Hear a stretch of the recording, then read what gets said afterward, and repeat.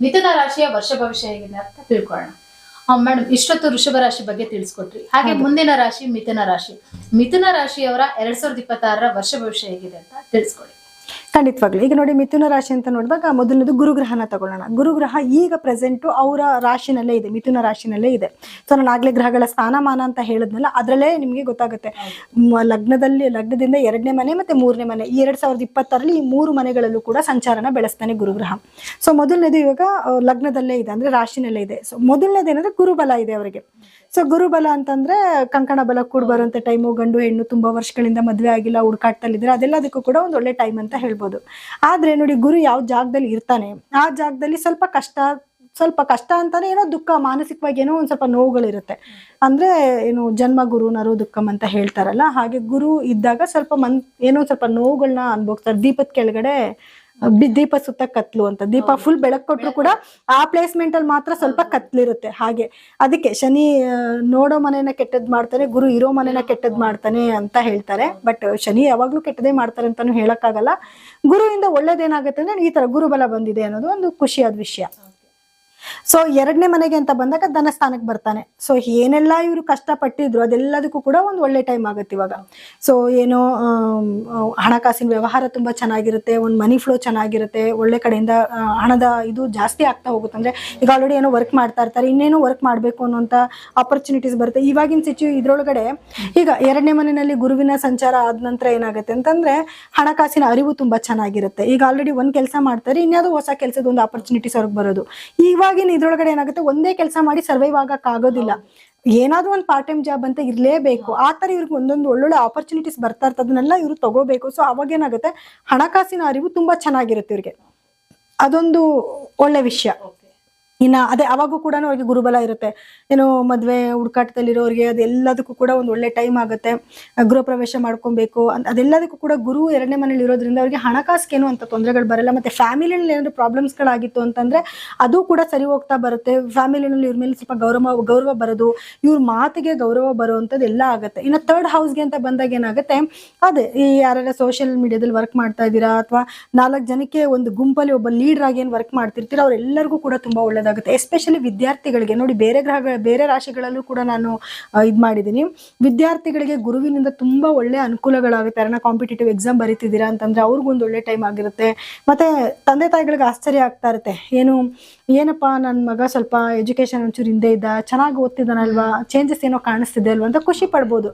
ಆ ಥರದ್ದೊಂದು ಟೈಮ್ ಆಗಿರುತ್ತೆ. ಯಾರು ಮಿಥುನ ರಾಶಿನಲ್ಲಿ ಯಾರು ಹುಟ್ಟಿದ್ದಾರೆ ಆ ಸ್ಟೂಡೆಂಟ್ಸ್ ಅಂದ್ರೆ ಅದರಲ್ಲಿರುವಂಥ ವಿದ್ಯಾರ್ಥಿಗಳಿಗೆ, ಆ ರಾಶಿ ವಿದ್ಯಾರ್ಥಿಗಳಿಗೆ ಎಜುಕೇಶನ್ ಅಲ್ಲಿ ಒಂಚೂರು ಮುಂದೆ ಮತ್ತೆ ಬುದ್ಧಿವಂತರು ತುಂಬಾ ಆಗಿರ್ತಾರೆ ಮಿಥುನ ರಾಶಿಯವರು. ಯಾಕಂದ್ರೆ ಅಧಿಪತಿ ಬುಧ ಆಗಿರೋದ್ರಿಂದ ಬುದ್ಧಿ ಜಾಸ್ತಿ ಇರುತ್ತೆ ಅವರಿಗೆ. ಸೊ ಅದ್ರ ಜೊತೆಗೆ ಇದೊಂದು ಸ್ವಲ್ಪ ಬೂಸ್ಟ್ ಮಾಡುತ್ತೆ. ಸೊ ಗುರುವಿನಿಂದ ಈ ಎಲ್ಲ ಒಂದು ಅನುಕೂಲಗಳನ್ನ ಅವರು ನೋಡ್ಬೋದು. ಅಥವಾ ಏನಾದ್ರು ಧೈರ್ಯವಾಗಿ ಕೆಲವೊಂದು ಡಿಸಿಷನ್ ತಗೊಳ್ಳುವಂಥದ್ದು ಇದೆಲ್ಲನೂ ಕೂಡ ಆಗುತ್ತೆ.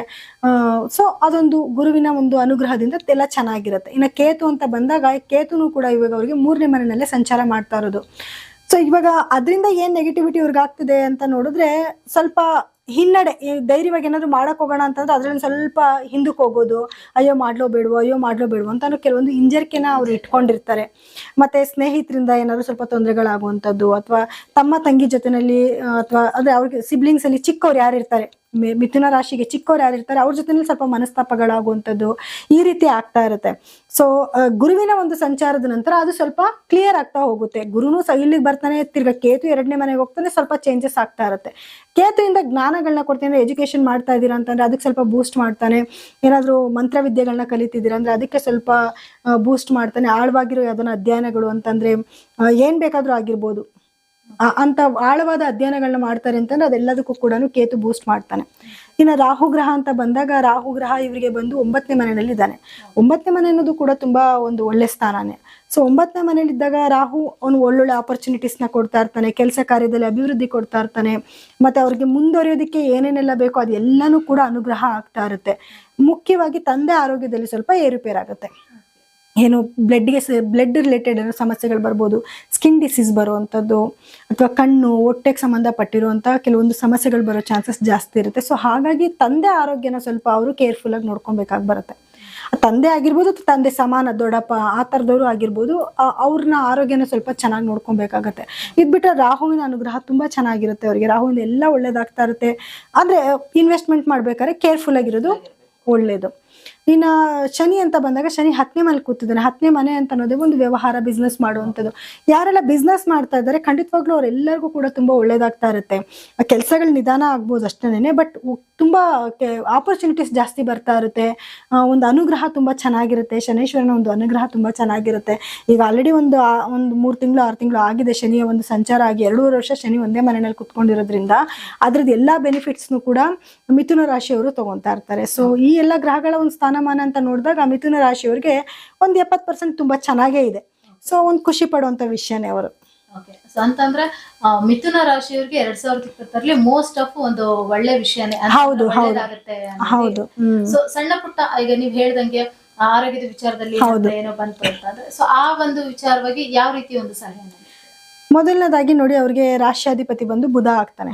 ಬುಧನ್ನ ಅವ್ರ ರಾಶಾಧಿಪತಿನ ಅವ್ರು ಚೆನ್ನಾಗಿ ಇಟ್ಕೊಬೇಕಾಗತ್ತೆ. ಅದಕ್ಕೋಸ್ಕರ ಏನ್ ಮಾಡ್ಬೇಕು ಅಂತಂದ್ರೆ ಸ್ವಲ್ಪ ಹೆಸರು ಕಾಳನ್ನ ಮನೇಲಿ ಸ್ಟಾಕ್ ಇಡೋದು, ಮತ್ತೆ ಅದು ಸ್ಥಾನಮಾನ ನೋಡ್ಕೊಬೇಕಾಗತ್ತೆ. ಅಂದ್ರೆ ಚೇಂಜ್ ಆಗ್ತಾನೆ ಇರ್ತಾನೆ ಅವಾಗ. ಸೊ ಆ ಸಮಯಗಳನ್ನ ನೋಡ್ಕೊಂಡು ಒಳ್ಳೆ ಸ್ಥಾನದಲ್ಲಿದ್ದಾಗ ಮನೇಲಿ ಸ್ವಲ್ಪ ಹೆಸರು ಕಾಳನ್ನ ಜಾಸ್ತಿ ಸ್ಟಾಕ್ ಇಡುವಂಥದ್ದು. ಮುಖ್ಯವಾಗಿ ಏನಂದ್ರೆ ಪ್ರತಿದಿನ ಇವರು ಹಸಿರು ಗಿಡಗಳಿಗೆ ಸ್ವಲ್ಪ ನೀರು ಹಾಕೋದು, ಪಕ್ಷಿಗಳಿಗೆ ಸ್ವಲ್ಪ ಕಾಳುಗಳನ್ನ ಹಾಕೋದು. ಅದು ಕೂಡ ಕೆಲವ್ರು ಏನ್ ಹೇಳ್ತಾರೆ ಗೊತ್ತಾ, ಪಕ್ಷಿಗಳಿಗೆ ಕಾಳು ಹಾಕ್ಬೇಕು ಅಂತ ನಾವು ಹೇಳ್ತೀವಿ. ಈಗ ಹಕ್ಕಿ ಪಕ್ಷಿಗಳಿಗೆ ಕಾಳು ಹಾಕ್ಬಿಟ್ಟು ಮನುಷ್ಯರ ತರ ಅವ್ರನ್ನ ಸೋಂಬೇರಿ ಮಾಡ್ಬೇಡಿ. ಅವು ಹಾರಾಡ್ಕೊಂಡು ಅದಕ್ಕೆ ಏನ್ ಬೇಕೋ ಅದನ್ನ ತಗೋಬೇಕು. ನಾವು ಪಕ್ಷಿಗಳಿಗೆ ಆಹಾರ ಹಾಕಿ ಅವದ್ದು ಡೈಜೆಷನ್ ಸಿಸ್ಟಮ್ ಅಲ್ಲಿ ಚೇಂಜಸ್ ಆಗ್ತಾ ಇದೆ ಅಂತಾನು ಹೇಳ್ತಾರೆ ಕೆಲವರು. ಸೊ ಆದ್ರೂ ನಾವು ಹೇಳೋದನ್ನ ಏನ್ ಹೇಳ್ಬೇಕು ಅದನ್ನ ಹೇಳ್ತೀವಿ. ಪಕ್ಷಿಗಳಿಗೆ ಸ್ವಲ್ಪ ಹಂಗಂತ ಅತಿಯಾಗಿನೂ ರೂಢಿ ಮಾಡಕ್ ಹೋಗ್ಬಿಡಿ. ಸ್ವಲ್ಪ ಏನೋ ನಿಮ್ ಕೈಲಿ ಏನ್ ಹಾಕಕ್ಕಾಗುತ್ತೆ, ಜೋಳ, ರಾಗಿ, ಅಕ್ಕಿ ಈ ತರದ್ ಏನಾದ್ರು ಸ್ವಲ್ಪ ಆಹಾರಗಳನ್ನ ಹಾಕಿ ಅಥವಾ ಹೆಸರು ಕಾಳನ್ನ ಹಾಕಿ, ಆಮೇಲೆ ಗಿಡಗಳಿಗೆ ನೀರು ಗುರುಗ್ರಹ ಅಂತ ಬಂದಾಗ ಗುರುವಿನ ಆರಾಧನೆ ಜಾಸ್ತಿ ಮಾಡೋದು, ಗುರುಗಳ ದೇವಸ್ಥಾನಕ್ಕೆ ಹೋಗೋದು, ಅವ್ರ ಬೀಜ ಮಂತ್ರನ ಪಠನೆ ಮಾಡುವಂಥದ್ದು. ಗುರುವಾರ ಸಾಧ್ಯ ಆದಷ್ಟು ಏನಾದ್ರು ಸ್ಟಡಿ ಮೆಟೀರಿಯಲ್ನ ವಿದ್ಯಾರ್ಥಿಗಳಿಗೆ ದಾನ ಮಾಡು. ಏನ್ ಮೇಡಮ್ ಒಂದು 4-5 ಪೆನ್ಸಿಲ್ ಬಾಕ್ಸ್ನ ತಗೊಂಡು ಅದನ್ನು ಒಂದು ಕ್ಲಾಸಲ್ಲಿರೋ ಮಕ್ಳಿಗೆ ಕೊಟ್ಬಿಟ್ಟು ಬಂದ್ರು ಮುಗ್ದೋಗ್ಬಿಡ್ತು ಸ್ಟಡಿ ಮೆಟೀರಿಯಲ್. ಈ ವಾರದ ನಾನು ಕೊಟ್ಟೆ ಅಪ್ಪ ಅನ್ನೋ ಒಂದು ಸ್ಯಾಟಿಸ್ಫ್ಯಾಕ್ಷನ್ ಇರುತ್ತೆ. ಸೊ ಸಣ್ಣ ಪುಟ್ಟದ್ದು ನಿಮ್ ಕೈಲಿ ಏನ್ ಕೊಡೋಕ್ಕಾಗುತ್ತೆ, ಎರೇಸರು ಆ ಥರದ್ದು ಏನ್ ಬೇಕಾದ್ರೂ ಸ್ಟಡಿ ಮೆಟೀರಿಯಲ್ಸ್ನ ಸ್ವಲ್ಪ ಕೊಡೋದ್ರಿಂದ ಗುರು ಅನುಗ್ರಹ ತುಂಬಾ ಚೆನ್ನಾಗಿರುತ್ತೆ. ಇನ್ನು ಕೇತು ಅಂತ ಬಂದಾಗ ಗಣಪತಿ ಆರಾಧನೆ ಮಾಡೋದು, ನಾಯಿಗಳಿಗೆ ಸ್ಟ್ರೀಟ್ ಡಾಗ್ಸ್ಗೆ ಊಟನ ಹಾಕೋದು. ಕೇತು ಗ್ರಹ ಅಂತ ಬಂದಾಗ ದುರ್ಗಾದೇವಿನ ಜಾಸ್ತಿ ಆರಾಧನೆ ಮಾಡೋದು, ದೇವಸ್ಥಾನಕ್ಕೆ ಅಂದ್ರೆ ಏನು ರಾಹುವಿನ ಒಂದು ಬೀಜ ಮಂತ್ರನ ಪಠನೆ ಮಾಡೋದು. ದುರ್ಗಾದೇವಿ ದೇವಸ್ಥಾನಕ್ಕೆ ಹೋಗಿ 21 ಹೂವನ, ಅದು ಕೆಂಪು ಕಲರ್ ಹೂವನೇ ಕೊಡ್ಬೇಕಾಗತ್ತೆ, ಕೊಟ್ಟು ಬರುವಂಥದ್ದು. ಇದನ್ನೆಲ್ಲಾನು ಮಾಡ್ಕೊಬೋದು. ಇನ್ನ ಶನಿ ಮಹಾತ್ಮ ಅಂತ ಬಂದಾಗ ತನ್ನ ಕೈಲಾಗಿದ್ದು ದಾನ ಧರ್ಮ ಮಾಡೋದು, ಮಾಡೋ ಕೆಲಸನ ಸ್ವಲ್ಪ ಹಾನೆಸ್ಟ್ ಆಗಿ ಮಾಡೋದು, ಇವ್ರ ಕೈ ಕೆಳಗಡೆ ಕೆಲಸ ಮಾಡ್ತಿರೋ ನಾವು ಪ್ರೀತಿ ವಿಶ್ವಾಸದಿಂದ ನೋಡ್ಕೊಳ್ಳೋದು. ಇದೆಲ್ಲ ಮಾಡೋದ್ರಿಂದ ಶನಿಯ ಒಂದು ಅನುಗ್ರಹನೂ ಕೂಡ ಇವ್ರಿಗೆ ಚೆನ್ನಾಗಿರುತ್ತೆ. ಇನ್ನು ಬೇರೆ ಬೇರೆ ಗ್ರಹಗಳ ಒಂದು ಸ್ಥಾನಮಾನಕ್ಕೆ ತಕ್ಕನಾಗಿ ಅದದ್ದು ಪರಿಹಾರಗಳನ್ನ ಮಾಡ್ಕೊಂತ ಹೋಗ್ಬೇಕು. ಸೊ ಅಂದ್ರೆ ನೀವ್ ಹೇಳೋ ಪ್ರಕಾರ ಒಟ್ಟಾರೆಯಾಗಿ ಮಿಥುನ ರಾಶಿಗೆ 2026ರಲ್ಲಿ ಒಂದು 100% ಅಲ್ಲಿ ಒಂದು 70% ಅವರಿಗೆ ಒಳ್ಳೆ ಖಂಡಿತ ಡಿಸ್ಟಿಂಕ್ಷನ್ ಬರ್ತಾರೆ. ಸೊ ಅಂತ ಅಂದ್ರೆ 100% ಚೆನ್ನಾಗಿತ್ತು ಅಂದ್ರೆ ಅತಿಯಾದ್ರೆ ಅಮೃತನ ವಿಷಯ ಆಗುತ್ತೆ. ಏನಾದ್ರು ಒಂದು ಸಮಸ್ಯೆ ಅನ್ನೋದು ಇರ್ಲೇಬೇಕಂತಾರಲ್ಲ. ಹೌದು. ಸೊ ನೋಡಿದ್ರಲ್ಲ ವೀಕ್ಷಕರೇ, ಮಿಥುನ ರಾಶಿಯ ವರ್ಷ ಭವಿಷ್ಯ ಹೇಗಿದೆ ಅಂತ. ಸೊ ಯಾವುದೇ ಆದ್ರೂ ಅದೇ ಹೇಳ್ತಾರಲ್ಲ, ಅತಿಯಾದ್ರೆ ಅಮೃತನ ವಿಷಯ ಆಗುತ್ತೆ ಅಂತ. ಸೊ ನೀವೇನೇ ಮಾಡೋ ಕೆಲಸದಲ್ಲಿ ಸ್ವಲ್ಪ ಜಾಗ್ರತೆ ಇರ್ಲಿ. ಸೊ ಎಲ್ಲರಿಗೂ ಒಳ್ಳೇದಾಗುತ್ತೆ.